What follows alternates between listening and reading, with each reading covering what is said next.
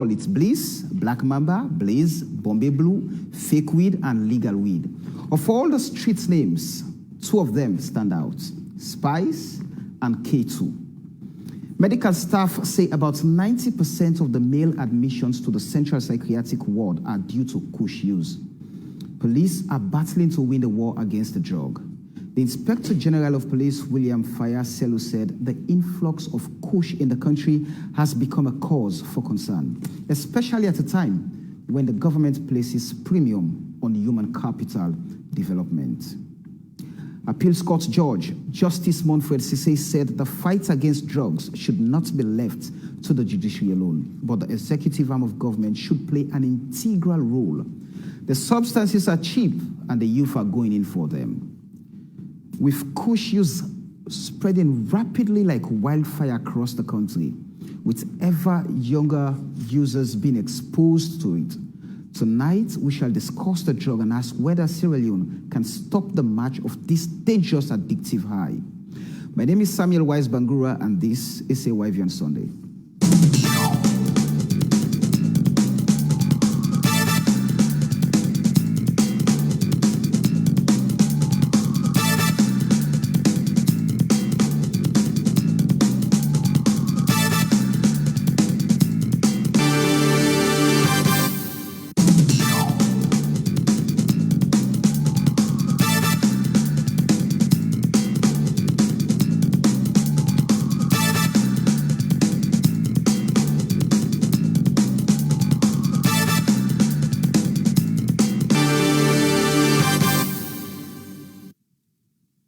Right, welcome. In case you're watching us on AYV channel 33, listening to us on radio FM 101.7, or following us on all our different social media platforms, you're welcome. As always, we do solicit your views.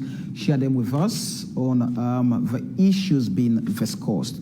All you have to do, move over to AYV News Facebook page, drop your comments, drop your questions there. We will find time to go through some of them during the conversation. As always, I bring a star-studded panel of people who are in touch with the topics we always discuss here. And tonight, we are looking at the threats, the dangers being posed by the use of the illicit drug, Kush. So on my panel, I have the country's Minister of Youth Affairs, Mohammed Oman Bangura. Good evening and welcome to the show, Mr. Minister. Good evening, Samuel. Good evening, Sierra Leoneans. I have the Executive Secretary for the Sierra Leone We Want, Moses Moore Conte, Esquire. Good evening, Moses, and welcome to the Wavian Sunday. Good evening. Thank you for having me. Ibrahim Kago, the Public Relations Officer of the National Drug Law Enforcement Agency. Good evening. Good evening, Samuel, and thanks for having me here. All right, Dr. Siddiqui Mansari from the Ministry of Health. Good evening and welcome, Doc. Good evening, Samuel, and good evening, viewers. All right. It's quite frustrating what we're seeing on social media. But from in the last 2 years, we've seen conscious efforts from the media raising concerns. Last year, the BBC Africa Eye launched an investigation into the use of Kush. We saw what that brought out. The documentary was done by Tyson Conte. And I spoke with Tyson when that documentary was done. I had an interview with him. And his expressions were very much alarming in the sense that what he got from the field and what he put out was a serious threat to the country. So I'm going to start off with the Minister of Youth Affairs. Unfortunately, this comes at a time when you champion our issues as young people, and we are the victims in this particular case. First off, what does this bring to the government? The fact that this is all over the place. Young people are losing their future. Young people appear to be that they do not have anything to hold on to anymore except Kush now. Yeah, thank you very much, and thanks, Samuel, Sierra Leoneans. I mean, it's unfortunate that the norms, values, the principle that we want to celebrate as Sierra Leoneans, most of these principles, those norms are no longer there. if you ask what does it mean to us as Sierra Leonean, I mean, it's unfortunate. I mean, there are things we are celebrating that are not worth celebrating. You know, sometimes young people, society are celebrating mediocrity over excellence. It's not strange to me, Samuel, because I'm one person that believes for anything that we are doing as a government, as a ministry, it has to be scientific based. Right. You don't take decision based on rumor, based on pictures, based on what you see, but it has to be scientific based. If you go to the report, the Youth at Risk report that we got 2018, and you go to the current youth policy, page 24 of the youth policy, the use of drugs and substance abuse, it stands out clearly as one of the 9 challenges that we are battling as a nation. And we've made tremendous efforts, like you rightly said, to see how society could accept this and how we should deal with it, and not to look at it from a government perspective. Right. That is to say, we as a nation, as a country, we have roles, we have responsibility from different facets. Our parents, our teachers, our media houses. Right. Look at this issue, let's treat it as a societal issue rather than just a youth issue. If we limit it to a youth issue, then we're trivializing it. It has a security threat. Right. It has a health threat. It has a generational threat too. So we need to come together as a team, as a society. We have our role to play as a government. It's clear in the policy. Right. Our investment development partners, what are we doing? If you're working on the youth sector, you should work with the youth policy. And it's no secret. Last International Youth Day, you had the UN resident coordinator telling you this policy happens to be one of the most consultative and the most participatory policy in Africa. If so, young people's voice are in that document to say the use of drugs, and Kush stands up there. 2 years ago plus, it stands out. Today, you're talking about Kush. 2 weeks ago, I'll tell about Spark 5. Yeah, so what we are saying, we owe it to our generation. We owe it to this current generation that you have a role to play. Mr. Moya has his own role to play. Our parents have their own role to play. Maybe the young people that you're seeing outside there with those videos, you think those are the threat. No. Yes, they are, but I'll tell you, it goes beyond that. When you look at the fact, a few minutes ago, I was at Oloshoro and Tigopol. Tigopol is just after Frabe College. You go down there, is a slum, around 3, 4. And this evening, I was at Oloshoro, conveniently sitting there just to get my facts right. What we are saying, the current issue should be treated as a societal issue, and we should put all hands on deck to see how we can salvage this. And let me remind you and every listener that the current youth bulge is not like a wave that comes and goes. It's here with us, and there's nothing we can do about it. That we have more young people today than ever before. If that's the case, generation society should focus on how do we keep up to expectation, how do we solve young people's challenges, how do we think young in our homes, in our schools, in our different areas. Then we know what it is like when you're talking about the youth bulge. It's here to stay. Right. Let me quickly ask this question. You know, before now, we've been fighting drugs abuse for the longest of time with the fire brigade approach, a knee-jerk approach. We saw when the issue of Pampas, the DAPA, when that came up. We saw when people started using the chemical from the exhaust of a car. Many young people feel at a time that, okay, we'll not get money, but we'll get way for. I mean, there are innovative ways we can actually invent how they do this thing, and then begin to take Evo stick as drugs. So, and we've seen all of these things. But like you mentioned, the approach has always been, what has government done to address some of these concerns? Is it time, with what is really happening now in the country, is it time we take this as a national emergency, that the future of this country is at the brink? How do we, as a nation, come together, the government, private sector, the media, everybody come on board to address this problem that is threatening the states? Yeah, Samuel, declaring a state of emergency has to be with fact, has to do with figures, has to do with data. Even as we speak, Sierra Leone hasn't got data to say 10 out of every 5 individuals, 2 out of every 10 individuals in Sierra, young people in Sierra Leone are taking Kush. Yeah. There's no data to that effect. And you know our government, we deal with data. And I always tell people, for every youth program that we are focusing, that we're implementing, every decision that we are taking, it has to be scientific based. What we are doing now is that let's have the data, and it's ongoing. Right. We collect the data, we have the stakeholders.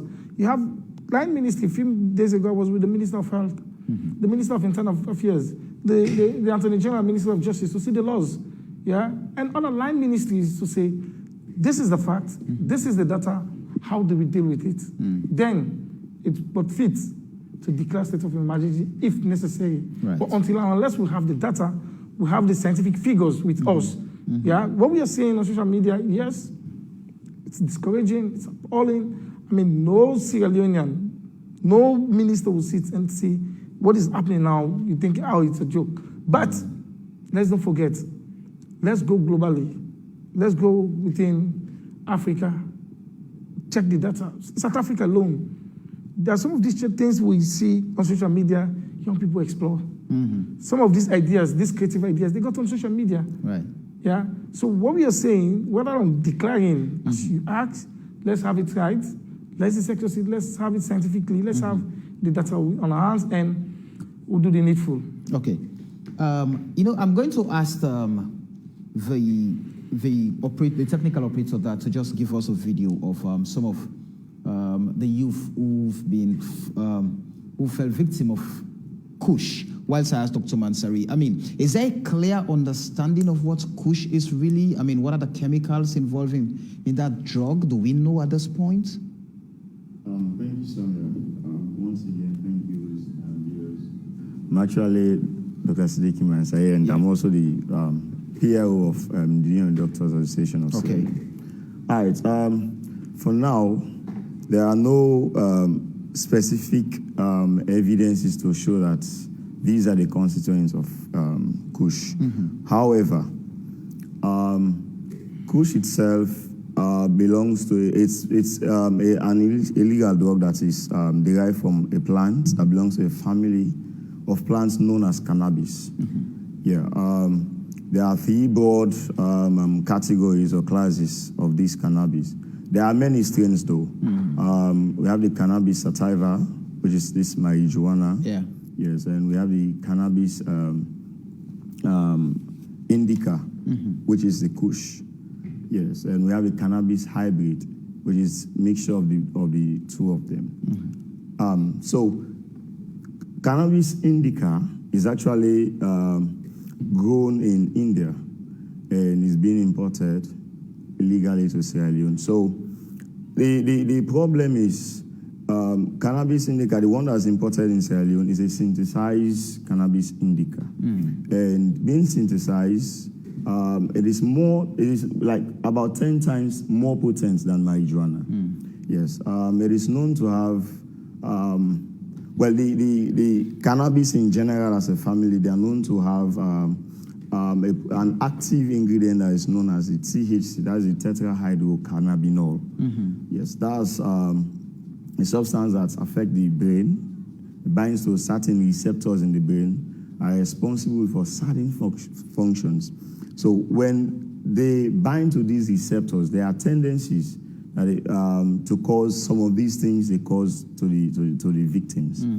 So it is not clear as to how it's actually or correctly affects the brain or the body in general. Because I was just going to ask, what we get to see when the videos are shared with us, is this robotic attitude or behavior of the victims?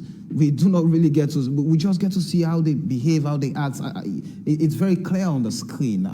So what really causes that? So like I said, when these substances bind to these receptors in the brain, they are psychoactive substances. That would say they are very much effective in the brain, working on the brain. When they bind to some of these receptors in the brain, certain motor functions. For instance, let me say the brain is ordered like a control system for the body. For instance, there is an area in the brain that controls speech. There's an area in the brain that controls the way we walk. So if there is any harm or any damage to some of these areas in the brain, the functions it performs to the body are being inhibited. So Kush is known to produce what we call a reduced psychomotor activity. That will say the functions of the brain on the muscles they are being reduced. It's also known to cause symptoms like depression, drowsiness, sleeping. That's what we see on the phone, we see on videos, on phones and all. So once Kush is taken, these effects are bound to occur. Like I said earlier, how it affects the brain is not yet clearly known. However, it's mimic some of the drugs around, like of course alcohol. As when one misuses alcohol, is prone to some of these things. And one also misuses some of the drugs we use around, like the opiates. I remember opioid drug. I remember there are times people are misusing tramadol. Well, it's still ongoing, although somehow curtailed now. So when we misuse some of these drugs, we tend to shoot out these functions. Before I come to how we tend to clamp down on importers, peddlers, and even those who use or consume these drugs, Moses, let me ask the question. What's your assessment of the situation at the moment, young people consuming these harmful drugs and with what they are displaying for the future of this country? Thank you so much, for that question. It's sad to see compatriots, fellow compatriots, young compatriots, waste their lives in the manner in which they are doing us at present. It is sad that society is failing. So many structures are failing us. I must say, like you rightly mentioned, that this is a national emergency. It is an issue that needs urgent action. That is what you mean when you talk about an emergency. Because if we do not do that, it means we're going to lose the people who should take after those who are older now. And I must dare to say that we are in the African Youth Month, and in the African Youth Month, we have a lot of things we're looking at. The 4 E's and the H. H has to deal with the health. We have to do with education, employment, entrepreneurship, engagement, plus health. Health is crucial. That's why we're here talking about Kush and how it is affecting young people. And the fact that it's causing problems, it's affecting the well-being of young people. It's affecting how they think and how prepared they are to lead the nation. It means it's a problem. Aspiration 6 of Agenda 2063 is clear that the agenda for Africa's development has to squarely focus on development of its human resource. And it is relying heavily on its youthful resources. Now, come to Sierra Leone. A huge chunk of the population is made up of young people. Now, assessing the situation. And if we have a lot of these young people take to drugs, if we have a lot of these people take to drugs, it means we will not have the good professionals who will be there in our hospitals. We will not have the good professionals who will be there in the forces. I mean the army and the police. We don't have sane people who would even take responsible positions like the minister is taking today. So it's a problem. It's something we have to take action on immediately. I would also say that the law is clear on all of this, and this is why they must invoke. You don't need data to take action on this. Just before we get into the law, before we talk about the law, Moses, have we really understood what really pushes young people to take to these drugs? Because before now, many would attribute it to the economic crisis across the country, the globe. But looking at people who have jobs, also taking to drugs. I mean, people who are considered to actually secure us taking to drugs. Then what really pushes people to go into taking drugs, especially the Kush now? It's serious, and I had to note causes of these things. What would be the push factor? Why would somebody take to drugs at this material time? Right. Now, we have established that depression is real. Depression on every front. After the coronavirus came, a lot of people were at home. You know, many people wanted to take to certain things that would make them forget the suffering. And one thing I also want to state is, people are suffering a lot. No matter where you are, even if you are earning. And I tell you, the videos we've seen, the sorts of people we've seen are people who probably do not earn that much. Okay? The videos we've seen of forces, people in the force, and you see those that have come out clearly. Also, well, you have that particular category. There are others, young people, where because of peer influence, maybe they've not been properly engaged. This is where I also say that the civic education department has a role to play. How are we involving the fact that we're having these emerging issues?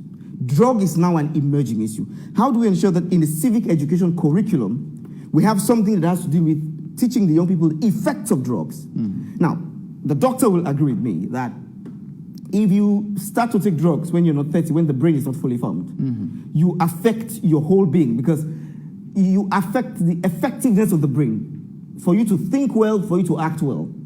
And if somebody who is young starts to take drugs, as Kush, at a very early stage, you destroy what you call your central nervous system, which you need to respond appropriately to things around you. When the central nervous system, which is like the powerhouse of the whole body, which controls the body, which sends sensors, which makes you to respond appropriately, is destroyed, then you will not be able to act. Frustration is on the increase. A lot of people are frustrated, no matter what they do, no matter the station of their work, whether they're working or not. Unemployment is on the increase. This is a problem, and it's not just in Sierra Leone. A lot of other areas where when we do research, you search about these things, you find out that when people are unemployed, they don't have things to do, they go and sit somewhere where they're idle, they take to these things. Peer pressure. We should not allow our young people who watch movies to take certain decisions for themselves. So like the minister was saying, I agree with him, parents have a role to play too. Society has a role to play to ensure that they keep on conscientizing the young people to refrain from taking drugs. We must heighten education on the effects of these ones.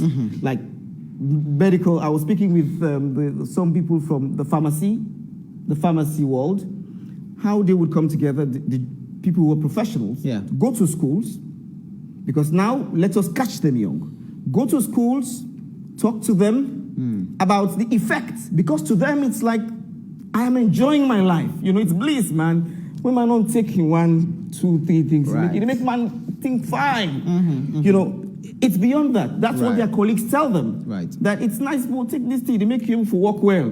So whether it's for sexual pleasure, it's for any other thing, it make you walk fine. But they do not know the effects of these things. So our medical practitioners have a role to play in that, to ensure that they educate the young people as to the dangers of taking these very dangerous drugs. Let me quickly hear from Ibrahim. You know, we've for the longest of time we've been battling with drugs. How do we clamp down? How do we ensure we arrest the situation? We've seen the police have been battling to clamp down on importers, peddlers, consumers, but it appears we're not getting it right, because every now and then we keep seeing the videos.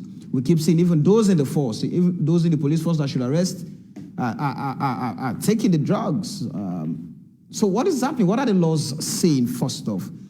Do we have strong laws to actually help us police the situation? Yes, Samuel, I think the laws, current National Drug Control Act of 2008 is very, very clear when it comes to the issue of drugs. I mean, the law provides for 4 schedules, that is prohibited drugs, risk drugs, and then inhalants, and then high-risk drugs as well. For those prohibited drugs, for which Kush falls into one, like Doc has already mentioned, one of the active ingredients there is the THC. I mean, if it goes through any laboratory test and it is proven that, yes, indeed, it has THC, if it goes to court and that individual is found to be a trafficker, it is very, very clear. Section 7 of the National Drug Control Act calls for life imprisonment. It's very, very clear. It states that for those who manufacture, those who transport, those who cultivate, those who traffic, it is clear. It's life imprisonment. But again, it is left with the courts to determine who goes for life, who does not go. It's not with us, the law enforcement. It is left with the court to determine who goes for life imprisonment. Have you prosecuted There are cases. Have you prosecuted cases? Remember the Honorable Minister said here, we should talk about data here. Yes. About facts, about figures. I will give you the most recent ones, Samuel, that we have.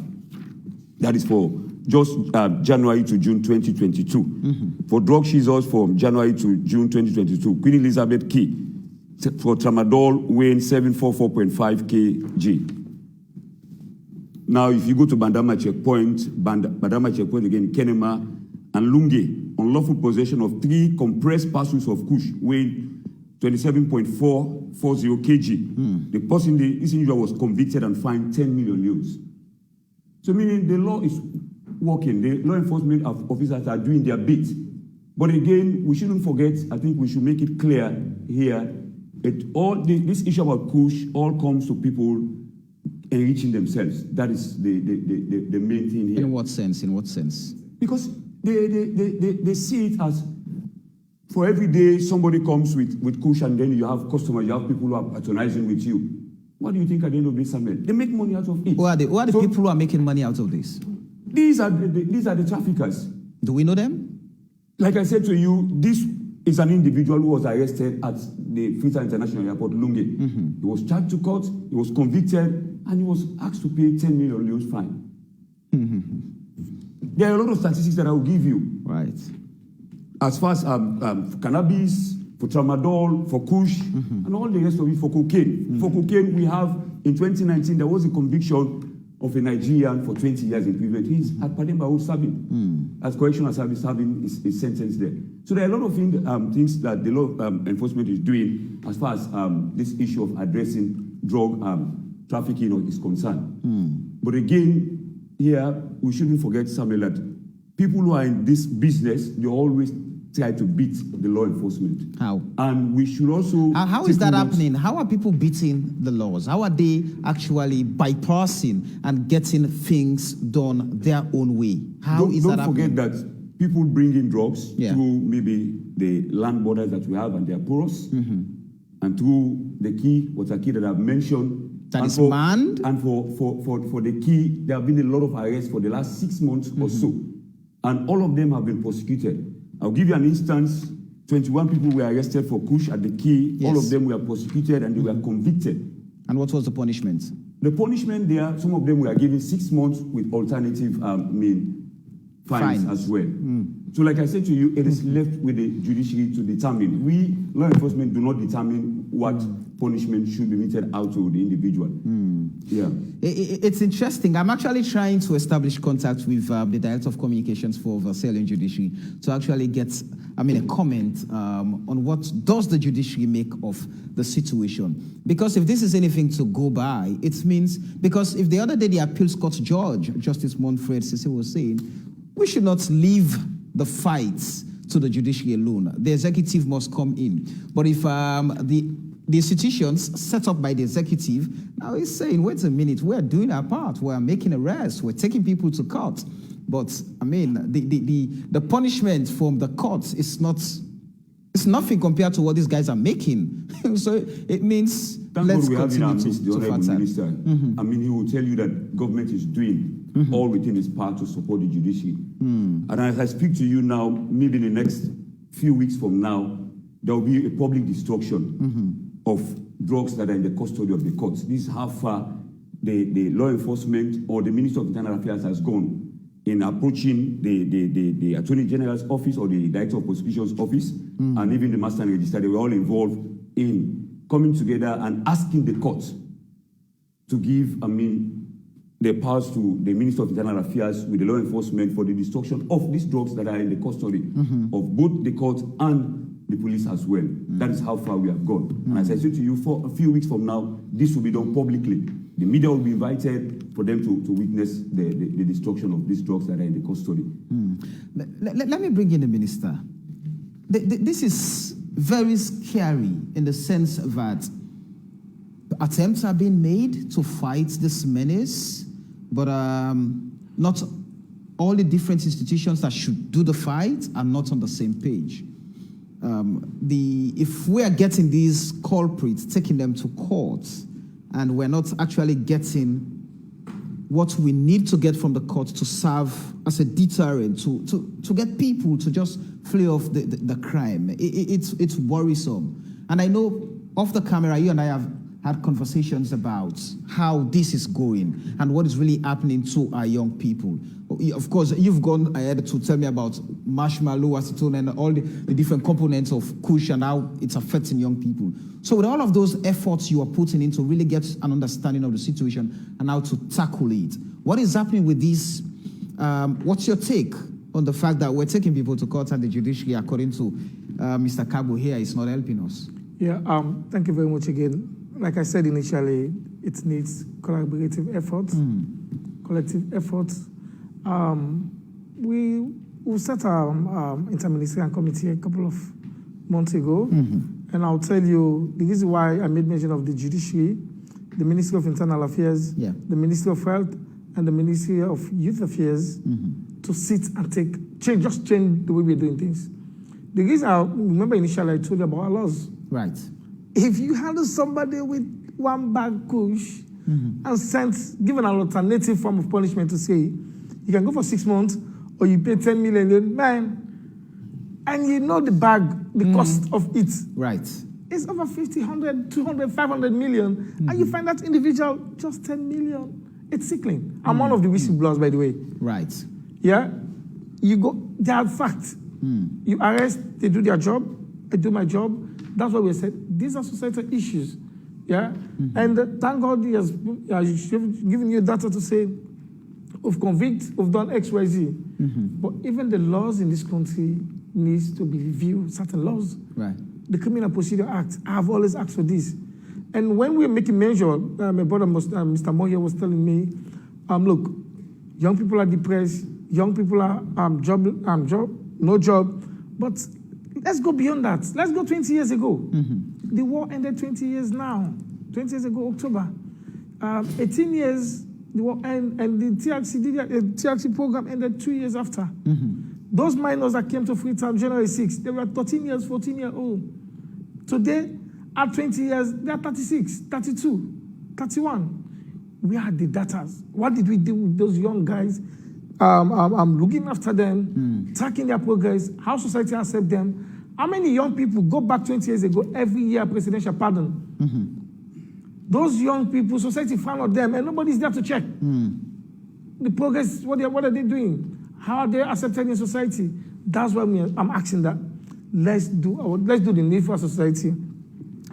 There are certain things that we just need to change. We can't continue doing the same thing and expect different results. That is to say, if we know, as it is now, just somebody bring in a bag of Kush that has a tendency to kill 500, some from fact I'll tell you, yeah?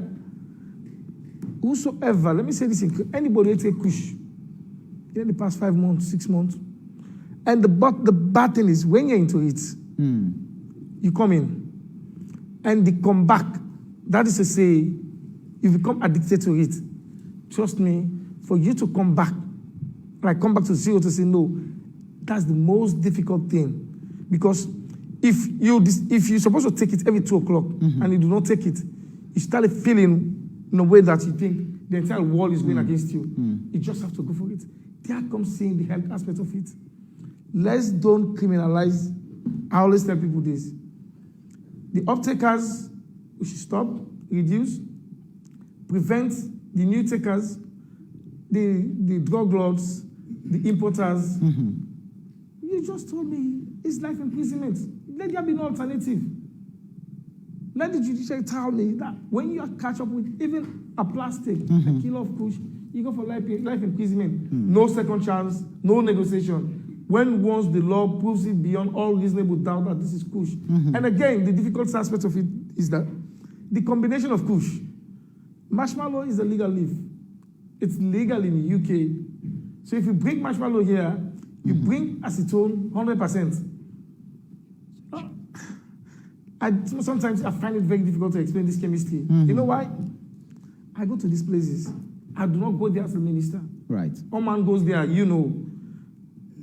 We sit, I ask questions, we talk. You think we are the same. Until I leave, you realize that this is not it. Like I made mention initially, before coming to this studio, I went to Tigopol and Oloshoro. Samuel, it's beyond what you see. There are stakeholders in society that take push. Right. Are you telling me it's because they don't have job? It has become so addicted that if you're supposed to take it 1 o'clock, the come down is on you. You don't take it 1, you feel like the entire world is going against you. Need for take for come back. For come back. And that's how you become addicted to it. And in their sense, from your understanding, what do they consider to be the best product? I mean, the one that the consumers are chasing, the one that they are running after. That is what they perhaps refer to. And they have what they develop what they call testers, guinea pigs, or in their own local way, they call it testers. Testers, these are not machines, these are individuals, human beings. When they produce whatever the Kush or whatever. Not talking this way, where they don't produce and then again, man, they wouldn't say, una try this law, see if exactly, okay. Samuel. That is it. Then they come, they are the testers. And then they can test them for no say, yes, this one is very, very, or for reduce and small, or your Dr. Mansare, please just explain to us the things that constitute the different chemicals Ibrahim just mentioned, especially for the local production here. Samuel, like I said earlier, it could be difficult to tell now exactly. Like say you take them to the labs, analyze them one after the other, you know the chemicals they contain. Yes, maybe just to add to that, whilst preparing for this program, I came across some interesting things.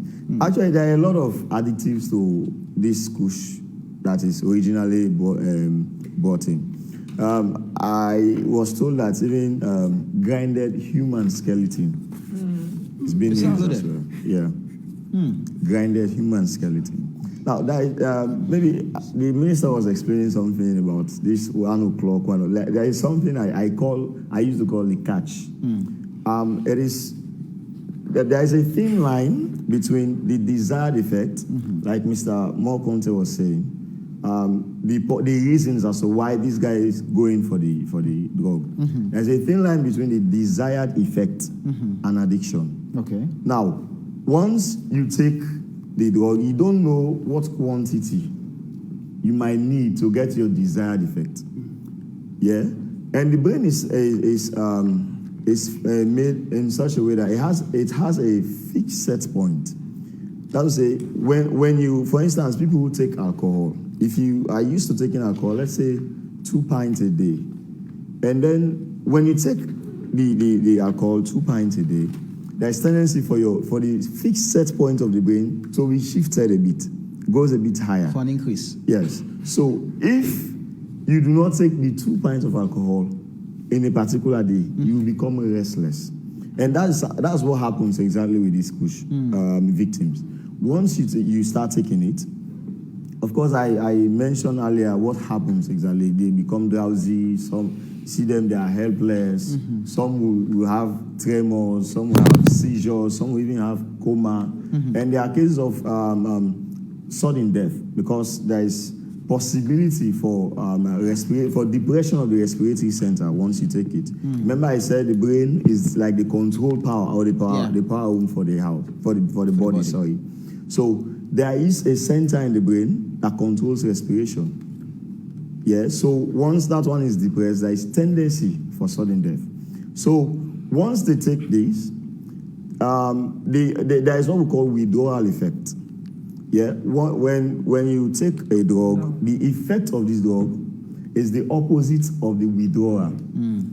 Yeah, for this case now, you see them you feel like they feel sleepy, they become drowsy, and once the content or the content of the drug begins to wear out in the system, the opposite begins to happen. That's when they become agitated, they are violent.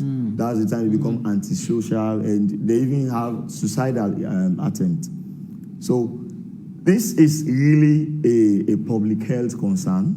Thank God authorities concerned are here. Well, I'm sure the Ministry of Health will also be strongly involved. There was this school, I will not name the school now, and the teachers just decided to do a random check of the boys coming to school before the assembly. And they found in the socks of one of this young man, Kush. And they brought him to our office there, and during our investigations or counseling sessions, and we got to know that Papa, they smoke Kush. I didn't pick him taker. Another school we went to. Now go back to my point. So it's an issue. Like the Honorable Minister is saying, one of the schools we went to, I will also name the school. This one, a girl picking now. After our engagement with them, walked up to us, she was in tears. We thought maybe it was not anything related to what we have discussed. And she said, "I need for help me." How? Say, my brother don't left school. Why? Because of drugs, Kush. The daddy started off with cannabis, and the boy now exceeded the father from cannabis to Kush. So these are the problems we are faced with. The parents, bad example of parents in front of their kids, they smoke in front of their kids. They send their kids. Yeah. When you see a young man in any of this school, an ordinary utility water, working with it, my concussion did it. What's water? A mixture. Good number of them. And Good number. you don't, I mean, sometimes I always say this. My worries, yes, I'm worried about these young folks that you're showing. Those rich kids, you think they are coming from rich home, well-to-do home, and they've been into this. Samuel, go to universities. So we need a society, like, let's just recalibrate. Let's stop the blame game. Let's take responsibility. Right. Then try to listen our one person they want picking at the community. Community the menam, yeah. But of late, things people don't even talk to their kids. They don't care about how you come to school, how you go to school, how do they visit your teachers. I mean, you ask your teachers, how me picking behave, how this, because the current youth board, young people are so curious for explore. Exactly. There are certain things where you add up to this. If I cut in and if you take 3 hours, again, they are all different things. So society can accept them and say, no, let me change for protect this generation. Yeah. Otherwise, this is like the generation of curiosity. In as much as we talk about the generation of innovation and creation, and they create in diverse ways. Yeah. So let's accept and deal with the current issue as a societal issue, as a national issue. Let's put all hands on deck and get the necessary impact and make the necessary change for our generation. Yes, Moses. Yes, I think this is very serious. In as much as we're calling on parents, government has a role to play in this. Government, the Ministry of Youth, of course, the policy has to guide policy to tackle these things, to address these problems. We have a lot of mad young people. Today, when you look at the streets, you see a lot of mad young people passing all over the place. This is a concern. And all of this, as the doctor rightly pointed out, I think the facts are overwhelming. Dr. Naheem has said a lot about this. A lot. And I am looking forward to seeing the Chief Medical Officer's report, because by Section 13 of the Medical Examiners Act 2021, it gives the Chief Medical Officer the right to report on causes of death. Maybe by December we would have that. So we would also properly understand the gravity of drug addiction and drug abuse or substance abuse. Now, as we speak, the Pharmacy and Drugs Act of 2001 also lays was a lot of weight, to fighting substance abuse and drug abuse. Now, when you look at the pharmacists, they deal with drugs. That is their own specialty. And that is where I say, at this time, when we're dealing with this crisis, the pharmacists are also very crucial in this, because they understand these components well. Section 48, let me read verbatim from the Pharmacy and Drugs Act of 2001. Right. It says, no person shall have in his possession, without lawful excuse, proof of which shall be on him, any opium or Indian hemp of any species, that is the SPAC 5, the Kush, or description whatsoever, or any residue thereof. Now, subsection 2, that's section 48 of subsection 1, section 48, subsection 1, subsection 2 of section 48 says, the minister, that is the Minister of Health, may under section 62 make regulations applying the provisions of subsection 1 to such narcotics as may be specified in the regulations. Now, section 49 is where it's clearly, where this law clearly bans smoking of cannabis sativa. Now, section 49A says, no person shall, A, smoke opium or Indian hemp, or frequent any place used for the smoking of such drugs, or permit premises owned or occupied by him to be used, or any person smoking opium or Indian hemp. Now, even if you allow people to come in your house and smoke, but then unfinished house, that is a crime in itself, according to the law. So the law is clear, and that's why I'm also looking at this time when we're celebrating African Youth Month, with these things emerging, the Minister of Youth must urgently engage the Minister of Health. We should see strides. We should have a national conversation on this. We should see how we engage ghettos. I would like to recommend to the minister that at this time, it's an emergency. We don't just have to sit here and say, okay, this is going on. Let us call the ghettos. Let us call them. Let us have a conversation. Let us have engagement on this one. Again, well, you talk about the ghettos. Just quickly, you talk about the ghettos. Yeah, I just want to close in on this. Go ahead. We're seeing a lot of checkpoints, okay?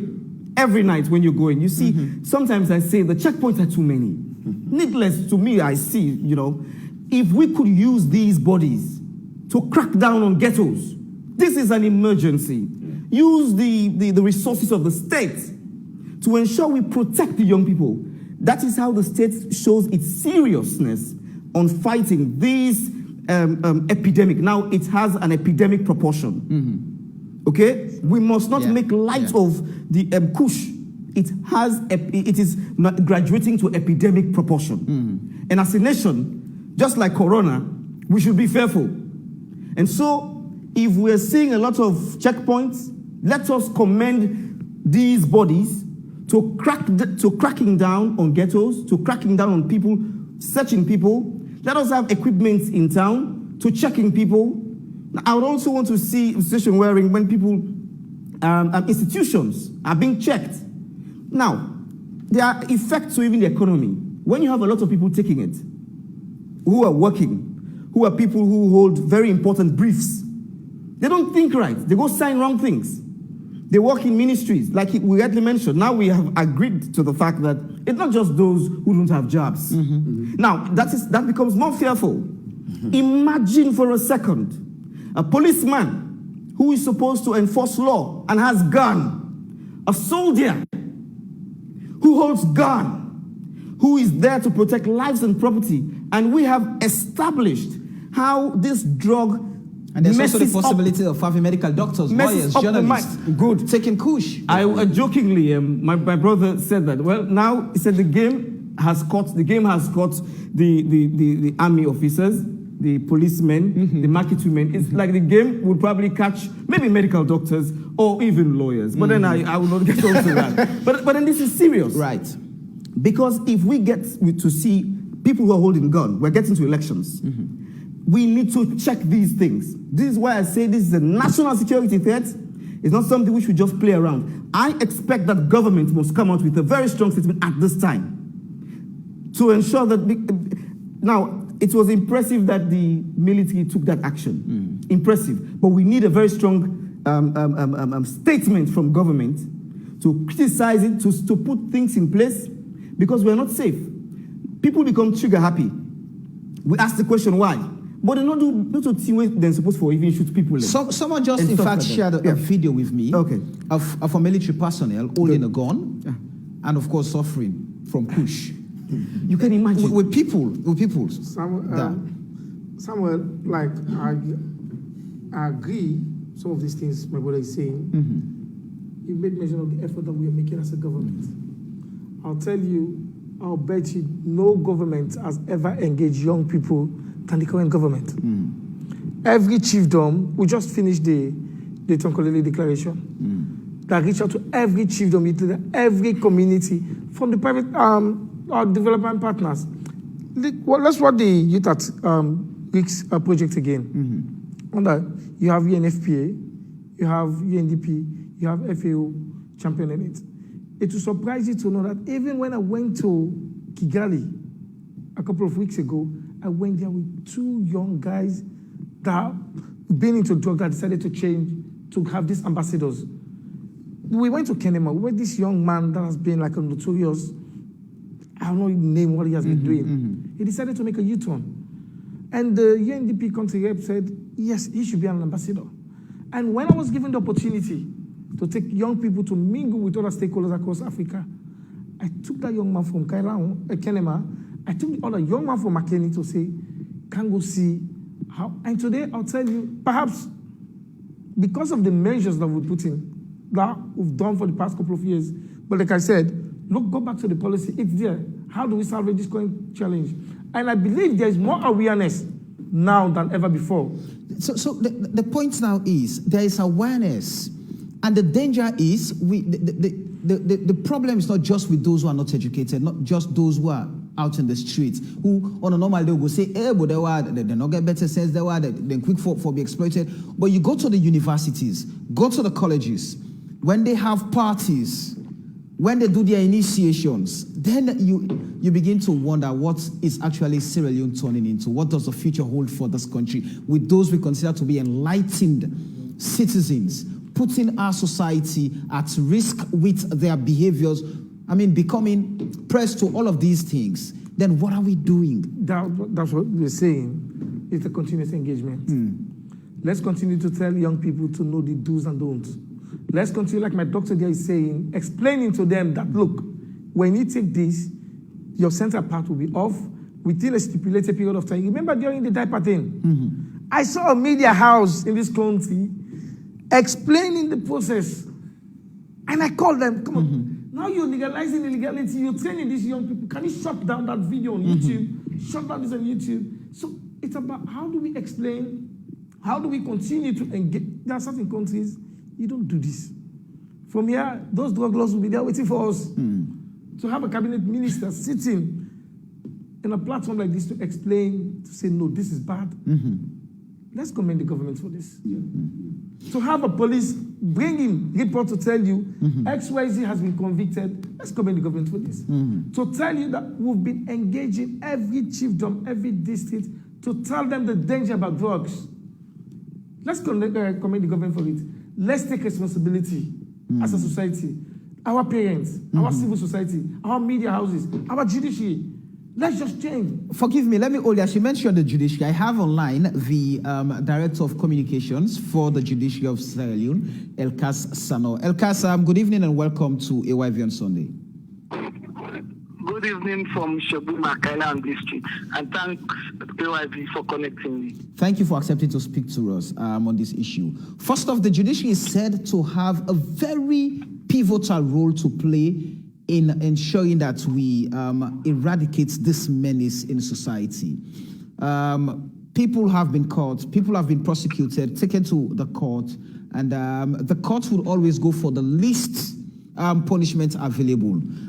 We either convict you for 6 years imprisonment, or you pay a fine of about 10 million. And if I'm a businessman, I know I'm running a business that I can get 100 or 500 million. Fining me 10 million, I would continue to do that business because I know the money is always available for me to pay back. And of course, I'll make 10 fools. So what role does the judiciary at this point would play to ensure that we eradicate this menace, we fight this menace? Thank you very much. That is also a misconception. What people should understand is the very fact that when you talk about the function of the judiciary, the first function is justice delivery. And if we are talking about justice delivery, we do it within the ambit of the law. We are not there, we are not created by law to legislate law. Laws are being legislated by parliament. And for us as an institution, we are there to interpret and give meaning to those laws. In that light, if for instance, the Pharmacy and Drugs Act 2011 says if you are caught or in possession of illegal substance or prohibited drugs, if the law says you should be fined 2,000 euros or a sentence of 1 month, if you go against that, that means you have acted in contradistinction with the very law that establishes or that guides you to prescribe punishment. That is just simple meaning. I haven't stated that. Now, we have a very critical and significant role as an institution. Those who are following the activities or operations of the judiciary, especially our court, even last week, the principal magistrate of Pademba Road sentenced 2 people, 2 convicted people, for who were in possession of prohibited drugs. They were charged. The police charged them, or they were charged under the Pharmacy and Drugs Act. So, what we as an institution will do is to ensure when those accused persons are brought to court, mark you, we don't seek pleasure as an institution to just sentence people. That is not what we were created for. We are also mindful of the very fact that accused persons have rights, and their rights should be protected under Section 23 of the Sierra Leone Constitution. So therefore, we also want to give confidence in not only the accused persons, but also the state or those who are bringing cases before us. In regard to the Kush, what we are doing as an institution, we want to see a sanitized environment. We want to see a healthy environment. So therefore, spirit trial is one of the things we are embarking on. When police charge to court, we will ensure those matters are speedily tried, and we conclude it within the expected time frame. Elkas, let me ask this question. So fundamentally, we are aware that the functions of the judiciary is literally to interpret and punish lawbreakers, to interpret the laws and punish lawbreakers. But looking at what you've just mentioned, the sanitization of Sierra Leone's environment at this point needs every hand on deck. How then do we ensure, Ibrahim here from the National Drug Law Enforcement Agency mentioned, there's a provision for maximum punishment, which is lifetime imprisonment, but we're not going for the maximum punishment. We're always going for the least punishment when we're dealing with these issues. So what is informing those decisions if we actually want to put a stop to this menace in society? Okay. We have the magistrate court, which is court of first instance. When the police charge, we look at what is before us. We are not court of social media. We are not the court of public opinion. The judiciary is a court of law and court of fact. Therefore, if a police officer has charged an accused person, Mr. A, of in possession of prohibited drugs, let's say that punishment says, or that particular provision says, you are to fine 2,000 euros and sentence 1 month. That is just what we'll go by. Having stated that, there are certain provisions that says you allow it to go to PI, that is preliminary investigation. Then it comes. The magistrate commits it. The magistrate will only commit that particular case if there is sufficient evidence or an overwhelming evidence to do so. Without which, the evidence, if there is any iota of doubt, the magistrate will be left with no option but to either discharge or acquit and discharge. But if there is overwhelming evidence and it falls within the jurisdiction of the magistrate will look at the threshold of the evidence. And at the end of the day, if the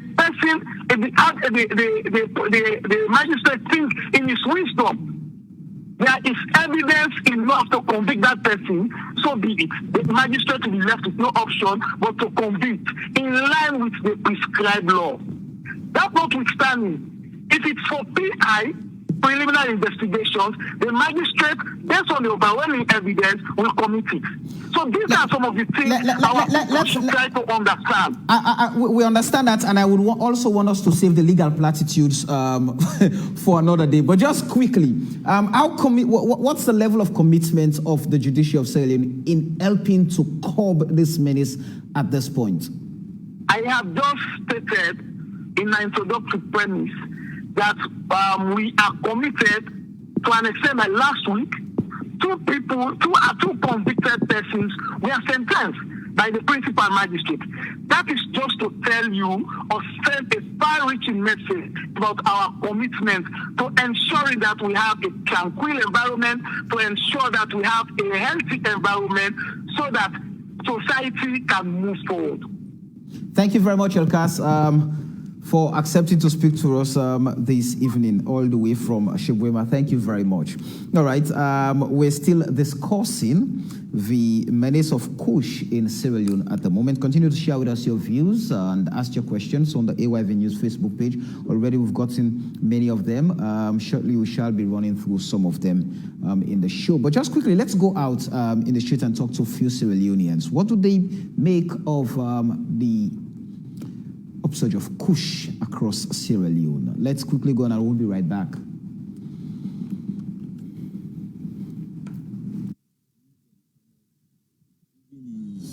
State personnel, we hear it on social media. Yes, we watch media, you see police, soldiers, they're all involved in Kush now. And we the youth there, it make we become so lazy. So like I believe saying I want in any way the poor with society for now. This Kush don't they bring problems to we the youth say young man them, sports people there, other people there. We no go find it, go send bad message to picking and back who they born for country man. All about this life. The rest the land way for it, but who pass any other thing with them and we know. But what they say we say the trainers players them, they know me are there against that bad. The mistake at the pull you in my camp, I punish you, I defend punishment for you. Because really, the education for be the youth man, the ambition and the aim. Education, na broad term, not to pass for the college no more. You can be a professional footballer, and education you get to. You give powerful fitter, powerful medicine, and education you get to. With that, it will make you left for take that bad thing, you know, they help for damage the country, destroy peace. no get. And then country to youth man brother them you want them ready to come. So but like all me get for say like you know good at all.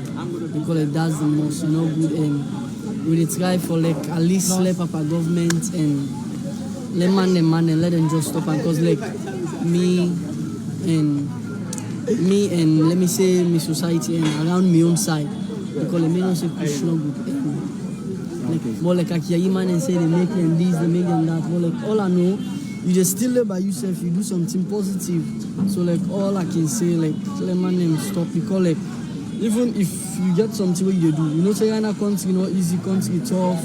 So like you can get you one, you get so there are a lot of places like you able to make you 1 turn to 2. So like you engage yourself in something positive.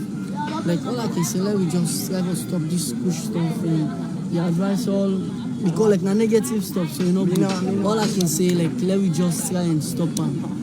Push na losses, then push na damage, push na theory quick. Because some of we company get the way they take push, you go see the body fine, it fresh, it fine for look, you get fine woman body. But when you put hand and push, between 4, 3, 5 months, you go see don't oku. That na losses for them, not to benefit for you, the woman where they take hand. No matter how you body big, as you begin to push as a woman, you dey drop, you dey go down, you dey do some kind way where you need that boundary for no man where they use you now. So long as you want to push, any man when near you, the tendency they for they go use you. Sometimes for small money, for anything, where we done there, that na rough life you live. And when they live that rough life, you oku, you change condition, you lost your value as woman. In the first place, Kush not give me on side. Kush not get any inspiration. The only time you as an artist we can get inspiration now we can sit down at a quiet time, or listening to something very inspirational. But like not to the intake of Kush they give us inspiration, right? If you're not an artist or another underground artist, the best way we can get inspiration for make you do stuff then you can wait at a quiet time, you sit down, think, that will give you a vivid inspiration. Forget what you need, the kind of lyrics then, the vibes then we need to put together for make a song. But like not to go and take Kush the good inspiration. So that's not just a negative perspective within them. Yeah.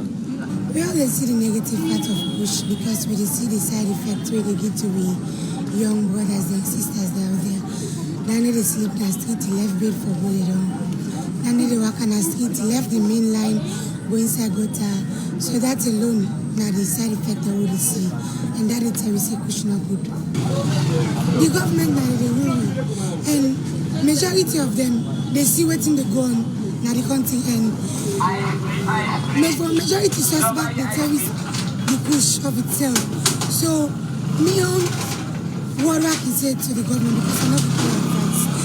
I just try for talk to them, try for put stop to this particular thing because as they say, the youth are the future leaders of tomorrow. If they don't carry them, they will destroy the youth. I believe say in the future we not get no future leaders because for now, Kush don't destroy all the future leaders them for now. So let them just try for put a hold to this particular thing. Let them go Kush. That's my for say.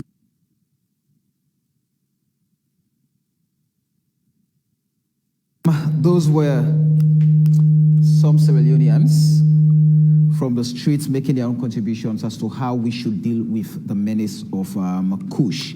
And they've suggested, let me just run through a few messages, but also we shall shortly be joining Tyson Conte, who did the BBC Africa High documentary on the use of Kush across Sierra Leone.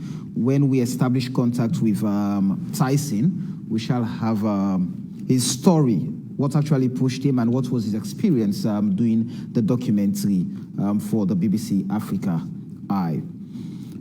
So many messages in already, but I think we've established contact with Tyson Conte, the guy who did the documentary for the BBC Africa Eye on Kush. Tyson, good evening and welcome to AYV on Sunday. Okay, I think we've lost him there. When we establish link again, we'll definitely bring him in. This Kush business, not to talk, you need action and consequences for those concerned. Usam Conte is saying that. Ahmed Kamara is saying, media houses, have you guys followed up with the said container that was allegedly there with drugs? You guys should also try to hold government accountable by giving us unbiased news or feedbacks. Interesting. Amana Tusanusi says, Ministry of Health needs to also do something about this situation. It is known that this Kush is used on donkeys and horses for them to have power years back. That it damages the body parts, liver, gut, brain, and kills them. Okay. Lloyd Banks is saying, if government wants to stop drug trafficking and drugs abuse in Sierra Leone, they should implement stiff laws in every border crossing area, including the airport, because since I was born, I had never seen a bag of drugs flying up from the sky. It is the authority who work at the border crossing areas that are responsible for the arrival of every drug in the country. And I believe that when we start attacking the borders, we will know how to attack the problems in the country. Yoki Musa is saying, I think the government needs now to legalize marijuana because it does not create an impact on the young people like how the Kush affects the young people in the country. Interesting. Is there any law or laws that prohibits the use of this kind of dangerous drug? I'm sure that question has been answered already. What, if yes, how effective has this law been enforced? What is the next step to tackle this dangerous drug in Sierra Leone? What has been the role of the Minister of Youth Affairs in Sierra Leone towards the drug? Has the minister been sending sensitization messages to the youth? If yes, how has he been doing that? This Kush is really destroying the young generation of Sierra Leone. Government must act to eliminate this drug out of the country. Positive messages must be sent to young people to avoid taking Kush. Government should take immediate action and call this an emergency issue. This is not good for our country. It is a situation that is damaging the future leaders of the nation. Sanusi is saying, Daniel Kamara, I will not go through that message. There is also an advantage of smoking Kush over marijuana. Kush has drastically reduced abusive languages and fighting from the perpetrators compared to smoking marijuana. Interesting. Abdul Kabo is saying, if you are young and unemployed and frustrated, the probability of you doing drugs is highly likely. You promise them, okay, we're not talking politics here, please. Let's just address the issue. Our authorities are responsible for drug trafficking in the country. They are talking more than how they work. Since the boys started smoking drugs in this country, I have never seen a magistrate sentencing someone to 5 years imprisonment for drug trafficking, but they can sentence someone who steals a bag of beans to 5 years imprisonment. What kind of crime are we fighting in Sierra Leone? No youth will take Kush if it is not in the market. So stop the importation of Kush, then the problem would stop. The Kush is in every corner of Sierra Leone, somebody is saying. Ali Samura is saying, please, Samuel, Minister of Youth Affairs, needs to pay attention to the car wash. Those places have been turned into drug cartels, especially the car wash closer to the National Stadium. Okay? Al-Haji Majuba is saying, Samuel, first off, all we ask help from the Most High. But truly, the issue of drugs and the misuse of, this is quite confusing for me to understand, please. The new direction promises to transform our young people, youth lives to education, but they've destroyed them. Okay, Mr. Minister, I guess you should tour the entire country and do massive sensitization. Our colleagues are dying slowly. So Ikatu is saying, we've seen top government officials protecting suspected containers with drugs. What does this tell you? Abigail Yawa Stevens is saying the Kush is like the Buga challenge. It is killing our young people and their future. They are even mixing it with formalin. It's really alarming. Some of our politicians are the pushers of these harmful drugs, and they themselves, and some of the security personnel are taking it. It's very alarming, and actions need to be taken before we country full up with Chris man them. Kush the Chris we young man and woman them. Quick one. I'm going to take at most 5 more messages. Unfortunately, we have so many of them, but time would never permit me to go through all of them. Mr. Kadwazaki saying the excessive intake of harmful drugs by young people in Sierra Leone is worrisome. Many young people have destroyed their internal fabrics, all in the name of drugs consumption. That is why the rate of madness is alarming. More should be done on community outreach programs.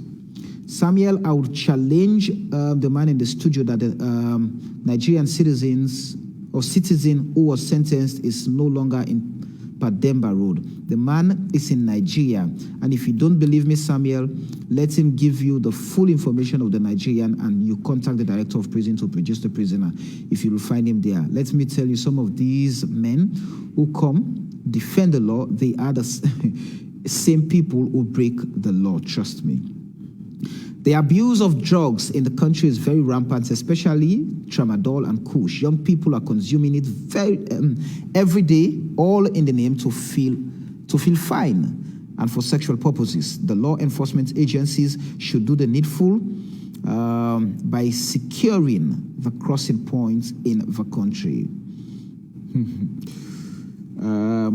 Dr. John Idris Lahai posted last night that he has confirmed a source from within the ranks of Lungi Airport that airplanes, flights do come in the late nights, and their men in uniform who guard those things. Abigail Stevens said this current state of affairs is very alarming. Are the politicians sincere about themselves? The Kush is giving them cash that is killing our innocent and vulnerable people. Let me just take a message from Dr. Freddie Lawson from UK. We have so many messages. Time would never, like I said, permit me to go through all of them. Robert would find time to discuss that. The approach to dealing with the drug issue as described will not address the problem. It's very lightweight and doesn't seem to have any effect. Making wild comparisons to what is happening in other countries are unhelpful. The situation in Sierra Leone might be similar but not identical. The authorities must have a radical approach to solving this problem before it escalates rapidly out of control. The effects of self-harm is what they are concentrating on. This can all change dramatically when these affected people start using their condition to inflict untold violence on the population. This is not a joke. A zero-tolerance approach must be instituted ASAP for both dealers and users all over. If that's not done, there could be trouble ahead. That from Dr. Freddie Lawson in the UK. He's a lawyer. We have hundreds of messages. Unfortunately, I cannot go through all of them. But at this point, what should we focus on in trying to understand the gravity of what we're dealing with, and how do we, from a medical perspective, address the concerns? Because even with the experts in the field of psychiatry, we do not have enough. We have Dr. Jallo and his deputy there, but when you go to the facility is almost full. We do not have beds, and from what they've told us, about 90% of the male patients admitted there are there because of Kush. So how should we, what should be the immediate steps in terms of understanding the science? How do we address the science and, save our young population, Doc? Yes, so I think possibly we need to invest in laboratories and see how best we can analyze the substances in these Kush components that are moving around. The other thing is something I almost forgot to mention is that something we most of us do not know, or a lot of people do not know. But let me just say this, Nakrio. Probably if youths where they take Kush go here, they go understand me well. Go ahead. Now,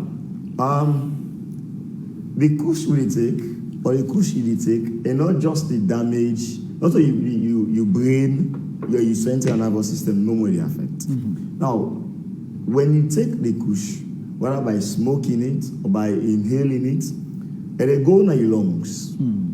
And when it go in your lungs, and they go destroy the protective mechanism them where God don't put inside you. And as a result, it expose you to a lot of recurrent chest infections. Yeah, we see them almost every day. Most of them can not. At times, after we cannot treat the medical aspect, one we would think say they actually disturb them, then we send a psychiatric home, probably for counseling and psychotherapy. So it disturb your lungs, because when you take them in, like I say, they destroy the protective mechanisms in your lungs, but they help you for clear out some infections and where they come. Also, there is possibility for exposure to risk for cancer.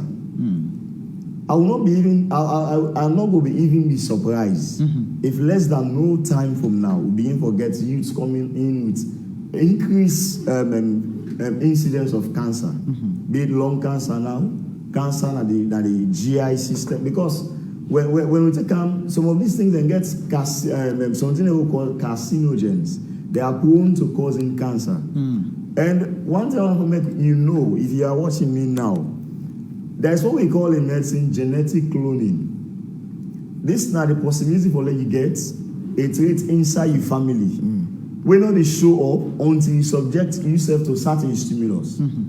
For instance, some man they get madness in family, but the madness not will show up until you subject yourself to certain drugs them like this Kush, the tramadol, and the marijuana where they are around. So that somebody take them, affect them one day. Normally say you said you can't take her, you go scot-free. However, also we get no two individuals are exactly the same. No two, even identical twins, they are not exactly the same. They might be similar, but not exactly the same. So some people may take the Kush and they may go for some time with no effect. Whereas others, once where you take it is that now they get effect one day. So please, if you listen to me now, don't be carried away. No follow peer pressure. Thank you. Ibrahim, we know we have. The other day I was looking at the sexual offences law, looking at the customary law, looking at the child rights, and then we know there were laws contradicting each other, and we pushed for harmonizing those laws. So at this point, what do you consider the most challenging areas in the fight to clamp down on this particular menace? Well, I think, Samuel, there are two laws when we talk about drug offenses or drug-related offenses. We have the Pharmacy and Drugs Act of 2001, and then we have the National Drug Control Act of 2008. But by law, if there is any conflict between the two, there's any issue that has to do looking at the two laws, the law makes it very clear for the current law, that is the 2008, has to take precedence over the order. Meaning, for instance, if somebody is charged to court, and looking at the evidence, I listened with rapt attention when El Cassano was making his case. For instance, this individual, this Nigeria that I referred to, was charged with trafficking. And it's very, very clear under Section 7 of the National Drugs Act, if that individual traffics drugs into this country, he should go in for life imprisonment. Not any form of, any other sentence or whatever. It is very, very clear. But again, like we say, there are two laws. Right. It all depends on what is presented. But it's very clear again that if there is conflict in any of these two laws, the 2008 Act will take precedence over the other. But again, there is room, I believe there is room for us to harmonize. Do we at this point need to actually repeal? Do we need to review the laws? Because if it's since 2008, for example, we have things, these guys are very innovative, very creative in doing things. How then do we update our laws to fit modern times? Yeah, we've had engagement with the West Africa Drug Policy Network and even ECOWAS Commission, the drug unit to be specific. Right. And we've developed a 5-year strategic plan, and part of it should deal with the review of the current act that is 2008, and we're looking forward to them to come in handy and see how best we can review the laws. Even His Excellency the President, he made reference to it in one of his address to Parliament in 2018 or thereabouts. So we are looking forward to ECOWAS and West Africa Drug Policy to come on board and help us. So besides the laws, the agency is comfortably situated to fight this menace? Well, it's challenging for all of us because we have been reaching out to young people, more so those in school, to see how best we can help them. And again, it begs for us to know that even these young people, some of them are still having these things around them. So again, it becomes challenging for all of us. But notwithstanding, we are still reaching out to them, and we believe that they will listen and then they'll take a decision for them to stay away from it. This is a societal problem, Moses. You go, if the stories we've had, you go to the home, it's like we they go to a different community, they will see one par, they send a small picking for go buy cigarettes. Then already they introduce them. So you come on also a family outside. The papa they smoke marijuana, then the pikin feel say need for graduates, then take do I pass marijuana, let go with Kush and all of that. But it comes back from the home. From the home it goes to the school. In the school there is also a teacher who teaches, but not only the academic work, but the teacher is also smoking Kush. And it comes to, so it appears it's a vicious cycle we're going to struggle with for the longest of time. So how do we tackle these things? Because it's a societal problem. Sure. Rightly put, it's a brilliant way you've just put it. I must admit, I believe when homes fail, the nation faces a colossal collapse. Values are ingrained in homes. Right. Values of honesty, values of living right. The first point of socialization is the home. We all agree. That's where people get to know. You have to have courtesy, you have to show respect to people and things like that. So the home is crucial. So as we speak today, parents should also have a responsibility to look, to monitor their kids, to monitor their youths. It's not because somebody has passed 18 years that'll make that person above monitoring or discipline or what have you. So parents must continue to do that. What we've seen is we've seen a neglect of parental duty for both male and female children, and this has affected our society. You see now girls are getting into it when they get into their certain businesses for their homes or what have you. So parents are not, again, the homes are not setting pretty examples. And which of you now? From the state, from the home and what have you. The state is what controls everything. That is why the state has a stake in this. Because the state can make regulations that can force even people who live in their homes to be responsible.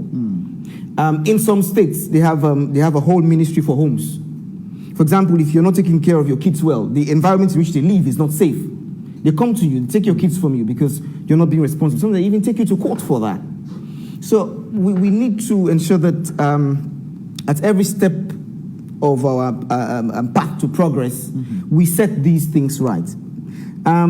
We have to intensify civic education, I must say, as a way to address this.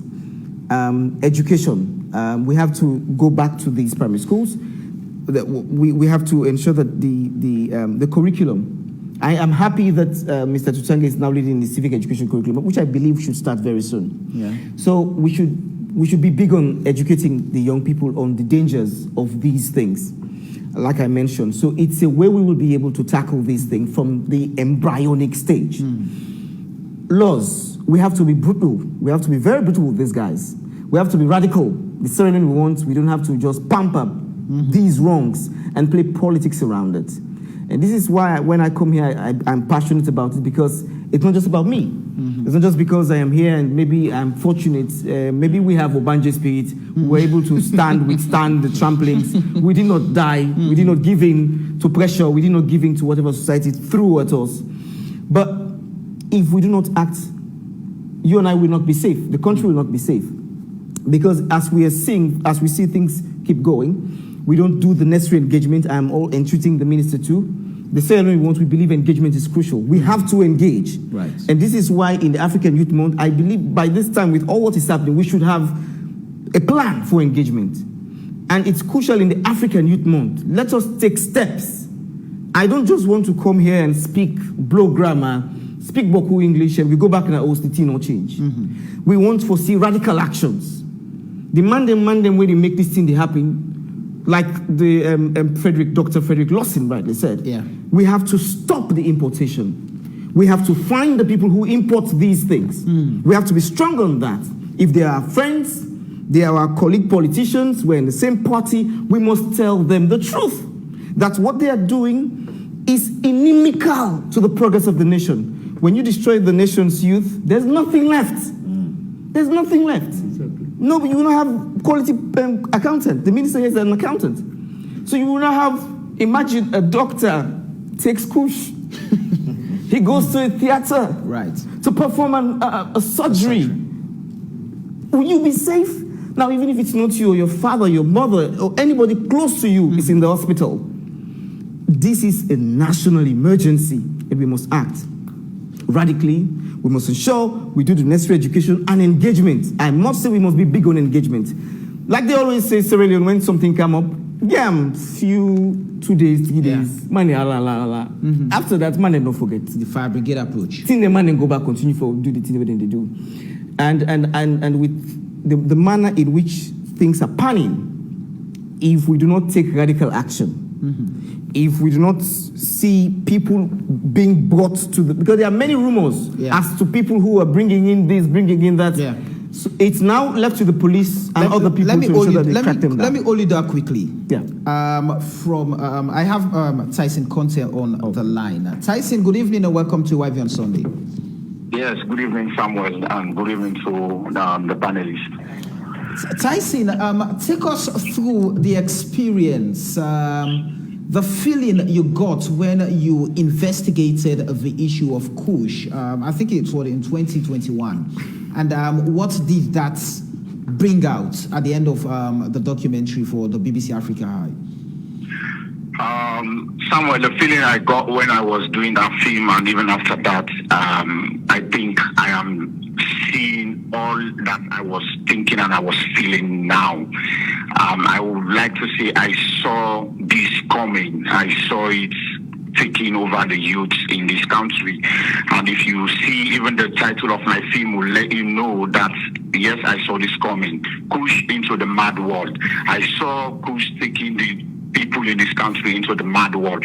And it was not only for those that are smoking the Kush, but it is for everyone, because it's madness. If you see what is happening now, it's madness, you know. But unfortunately, I believe Sierra Leoneans did not utilize that theme as much as they would love to, because I can tell you that I have many countries around the world, both in Africa and some countries in America, like Trinidad and Tobago, using that theme to educate the people in their country, to make sure policymakers get their attention on drugs and on Kush. And I've been invited online interviews many times out of Africa, or maybe places like Nigeria, Ghana, people and television stations calling me for interview to discuss about that theme and what was my experience. But this was not happening in Sierra Leone, and people will not use it. Tyson, just before we get into what would have been the impact in your own country, let's first off try to establish, when you met those young people who were or are into the drugs, what did they tell you? What pushed them? What got them into taking drugs?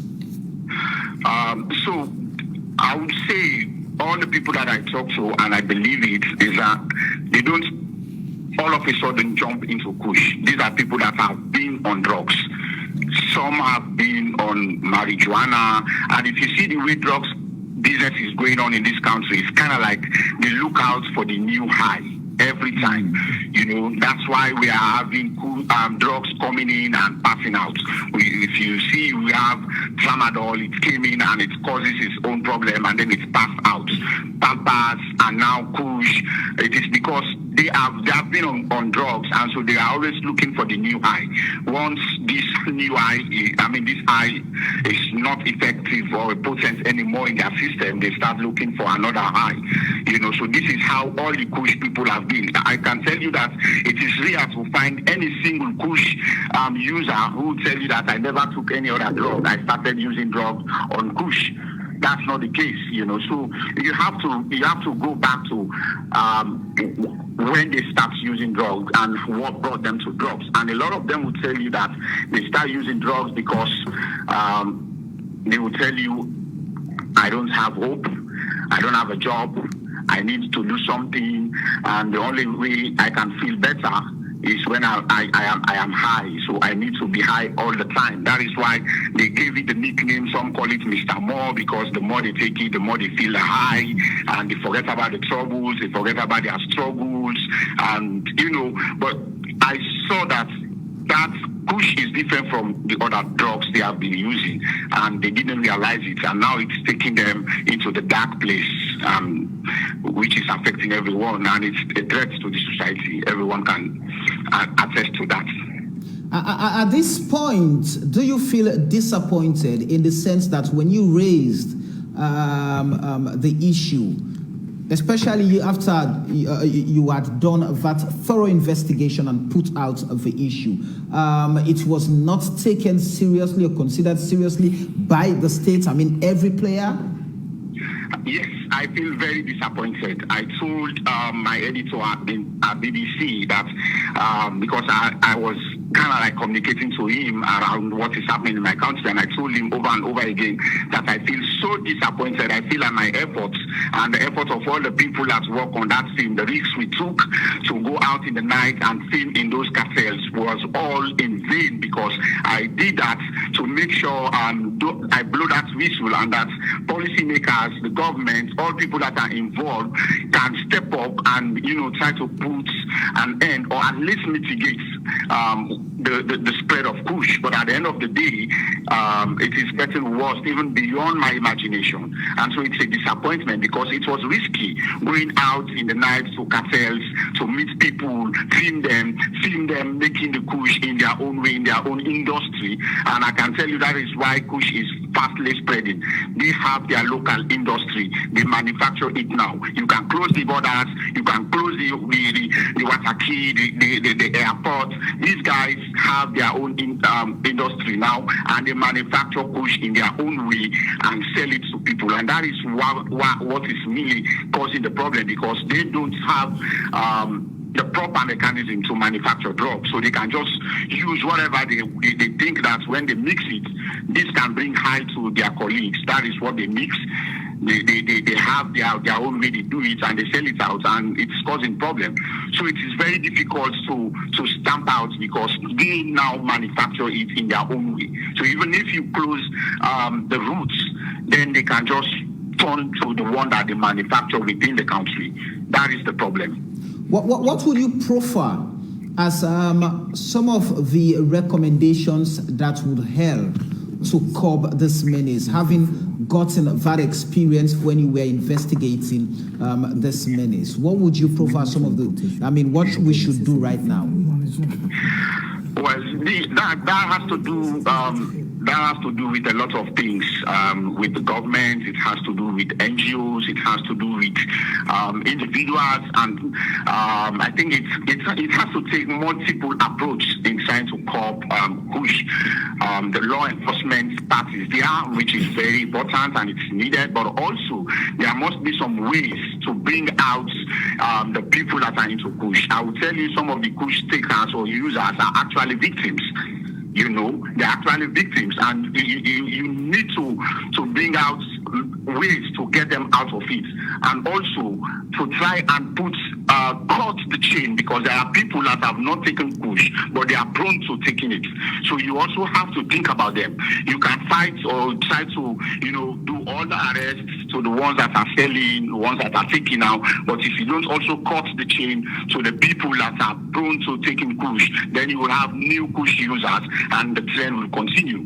So for me, I think it's a multiple approach, not only thinking of the law enforcement part of it, but also think of conventional ways that you can try to get these people out of it, over the time, and also cut down the chain for the new people that will come to take Kush, not to have the access, change their minds, tell them sensitization, awareness, tell them what is the effects, what can happen to them if they go into this drug. And I would say not only focusing on Kush, because like I said earlier, these people are not all of a sudden come and take Kush. There are people that have been on other drugs and they are progressing as the drugs high is progressing with them. So also we have to focus on other drugs as well, because the people that are using drugs like marijuana, like tramadol now, that are not into Kush, these are people that are prone to join the Kush stream. So we also have to think of how to, cut that chain from those people, and then also like what the job that Piero was doing in my film, trying to go out to those communities, because you have communities around this country that are actually the community that when you go there, you see it, and you know that yes, this is a community that is prone to drugs, push, and all these things. And Piero was doing a very good job. I commend him for that, going there, talking to them, establishing contact, and then bring out people. Unfortunately, if you watch the film, there is a lady that I was talking to, and she was telling me how her friends had died behind Kush, and she doesn't want to die. I'll tell you, she actually died behind Kush few months after the film came out. Thank you very much, Tyson. It's been a pleasure. Few things, Mr. Minister, that Tyson raised in his submission. How do we cut the supply chain? Samuel, I commend Tyson here. As per his documentary, 2021, right? Yes.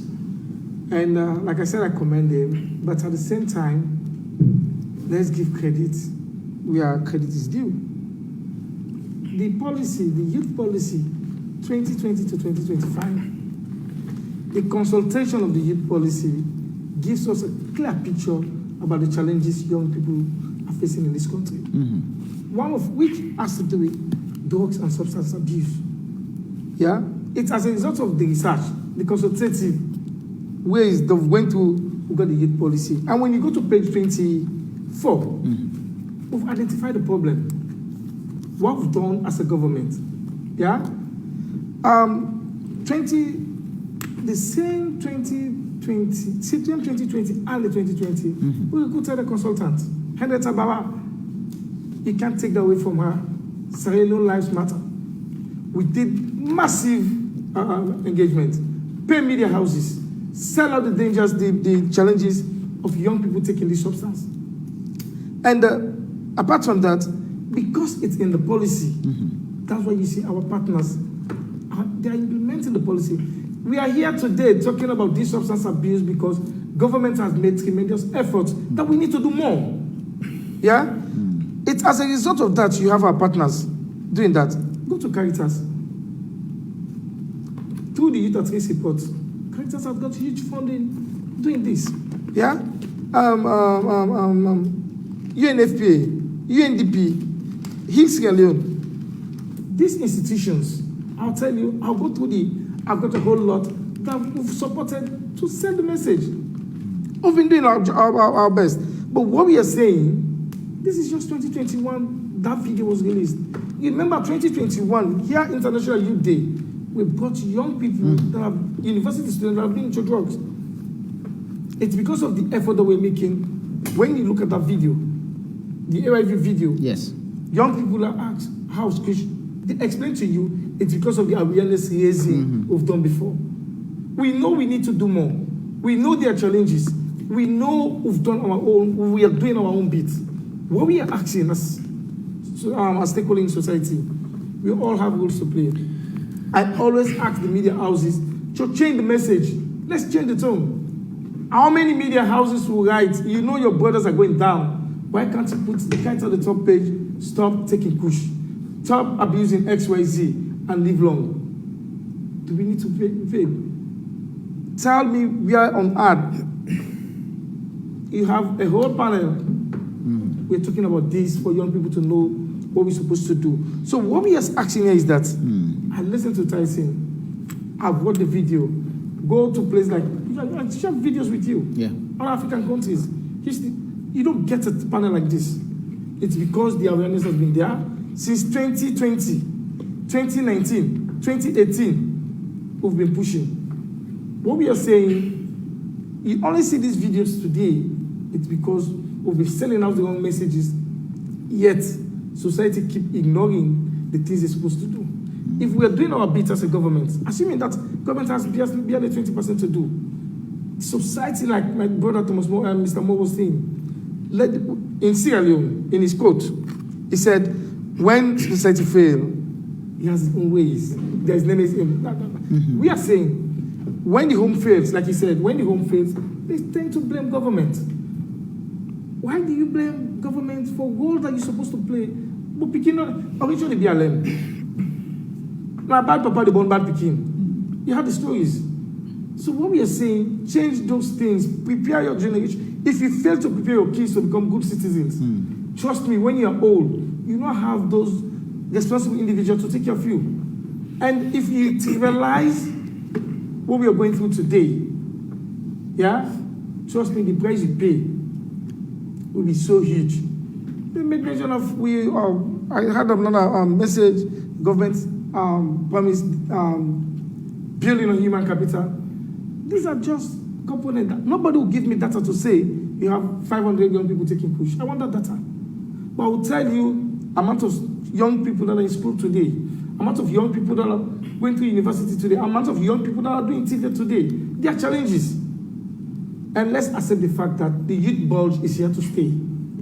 It's not like wave, COVID wave that comes after 5-6 months, 1 year, 2 years, they'll go. We have 2/3 of the population is below 35. Let society focus on how do we recalibrate, reproduce, train these young people to become good citizens, like my brother is saying here. So what we are saying, it's a collective effort.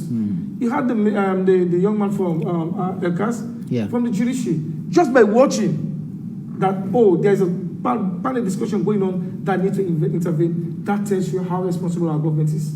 Otherwise, it's always Shabima. So say, no, let me lend my voice to this discussion. We need to do more. We've done so much, but society needs to take responsibility. We all need to take responsibility and fix the challenge where we're going through today. All right, gentlemen, we have a minute each for your parting shot as a way of reformating way forward. What's our message to our fellow young people, and how do we address this? I'll start off with you, Dr. Mansare. Thank you again, Samuel. To my fellow youths, I want to advise we do our best to stay off this Kush and any other drugs. I can remember vividly whilst I was doing my rotation in surgery, there was a patient brought in with severe head injury. When we tried to investigate what actually happened, this guy had taken Kush at Wellington. He walked all his way through to Aberdeen Bridge. That's why he fell off. From Wellington. He fell off all the way. He walked from Wellington all the way to Aberdeen Bridge. He fell off the bridge and he was brought in with severe head injury. He actually died. Did not make it. And most of the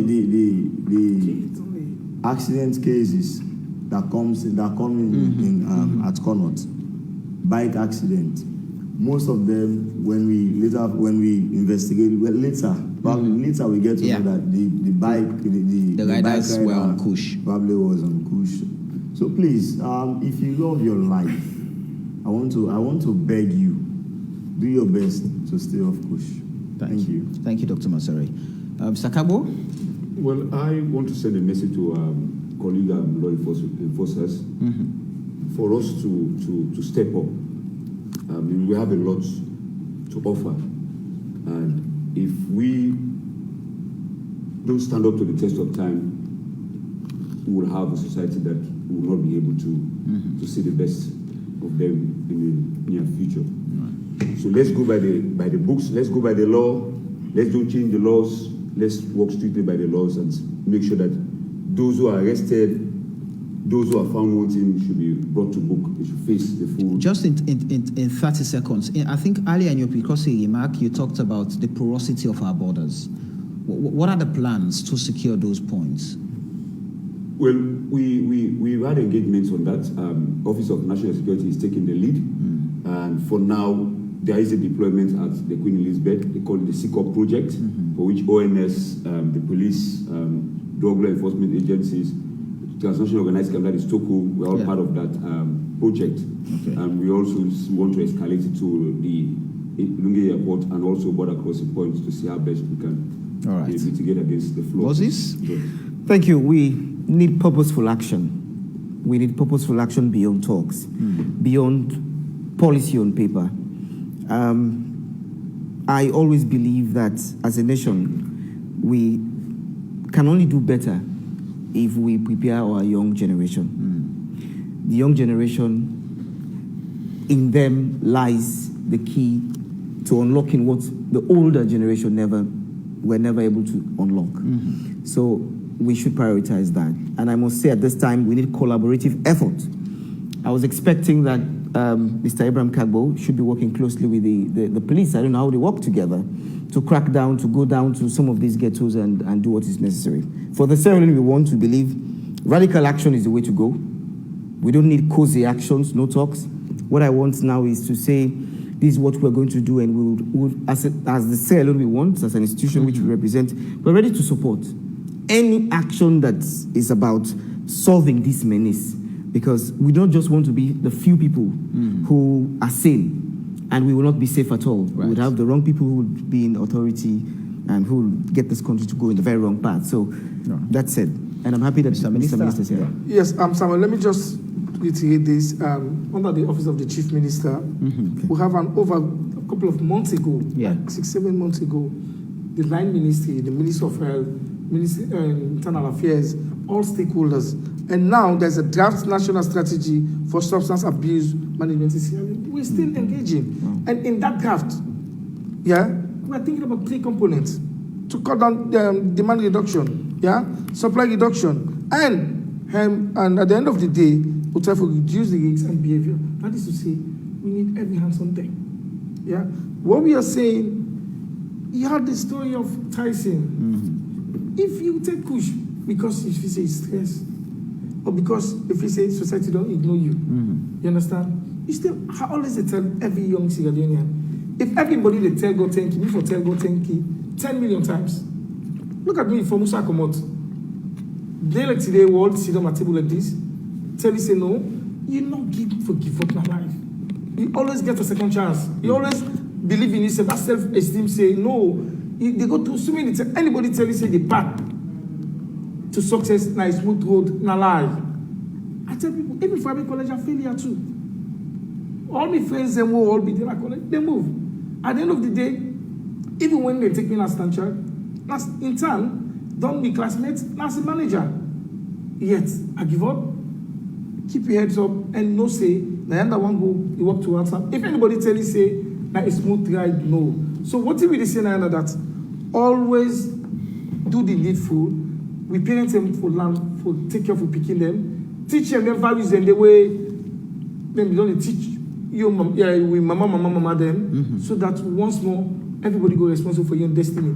Nobody, not government, not even you are the driver of your own destiny. Now you get your vehicle. On that note, I tell everybody, thank you. I ask that if you grab my money, you just grab, say, you post Facebook, stop Kush, stop drug abuse. You know the impact they make. So we ask that we all get a responsibility. Follow we send the message. Follow we change the story. Thank you. All right. Thank you very much, gentlemen. It's been a pleasure having all 4 of you here this evening, and to all Those of you who watched us on TV, listened to us on radio, followed us on our different social media platforms, thank you very much for being part of the conversation. In case you missed a part of this, a repeat of it comes up on Thursday, 10 p.m., but a fresh edition of the show AYV on Sunday returns, same station, same time next week. Until we meet again, the show has been AYV on Sunday. My name is Samuel Wives Bangura, and up next is our AYV Primetime News. Until then, take care of yourself and have a lovely night.